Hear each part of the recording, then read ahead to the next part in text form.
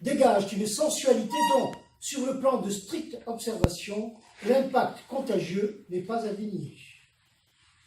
Elle se tourne en sorte de me tenir de biais dans son regard, ses mains écartent davantage le tissu afin de ne rien refuser de la prodigalité globulaire à la présumée disette environnante. Les tétons ont le diamètre d'un auriculaire et elle les fait saillir. Dieu merci, mon corps ne cédera pas à la provocation. C'est un double de moi, parti au diable, et pas d'aujourd'hui, qui prendra à son compte le début des règles d'émotion. Sa voix s'est encore chargée d'accent canaille. Là, mon canard bleu n'en perd pas une miette. Dis, quel effet ça fait quelque part?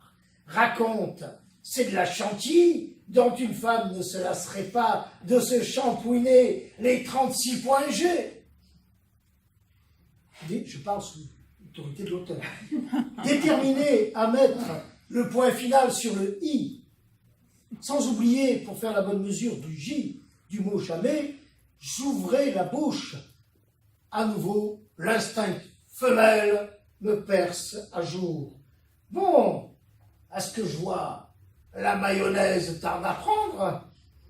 Branchons le moulinex. À ton avis, à tout à l'heure, ma fausse sortie où j'ai traîné mes bottes de 7 lieues, histoire de fricoter quoi, avec qui? Au lieu de te préoccuper de ta minable sauvegarde, tu aurais dû me rattraper, me ramener près de toi, me forcer à y être. Au besoin, depuis ta rambarde de petit mec, par la toute-puissance de l'esprit en surchauffe. Certains changements d'intonation ne trahiraient-ils pas chez la drôlesse une pointe d'engagement personnel susceptible d'infiltrer ma carapace? Pour mon salut, ce ne sont pas les raffinements psychologiques qui risquent de l'étouffer, ni la délicatesse. Voici que sa main, qui stationnait sur le drap, s'insinue, s'égare, façon de parler, d'ailleurs, car c'est avec l'assurance du toucher au port. C'est l'assurance de toucher au port.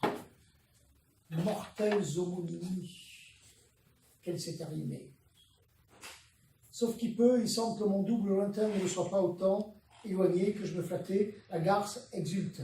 Dis donc, mon coquin, tu viens de sentir comme d'un coup ton quant à soi a piqué une tête?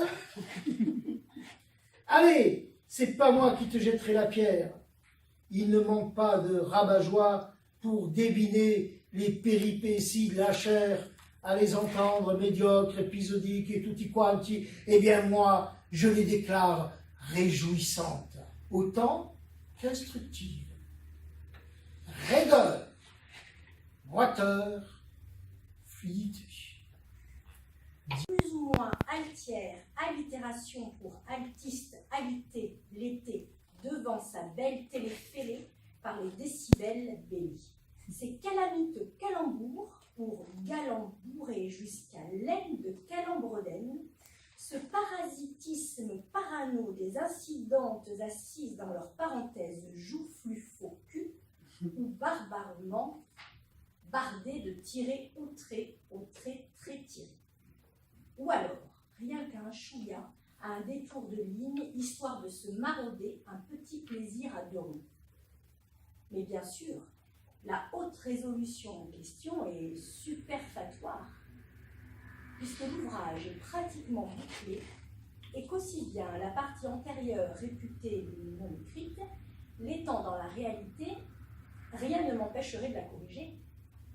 Encore que si on cède à la tentation diabolique de s'arrêter rien qu'un instant sur cette hypothèse, je n'aurai plus alors à écrire ce que présentement ma plume trace allègrement.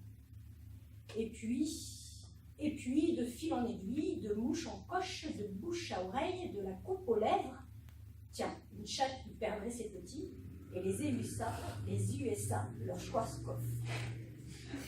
Voilà, c'est un véritable carnaval du langage, ce qui fait qu'avec Georges, plus on le lit et plus on se méfie des mots.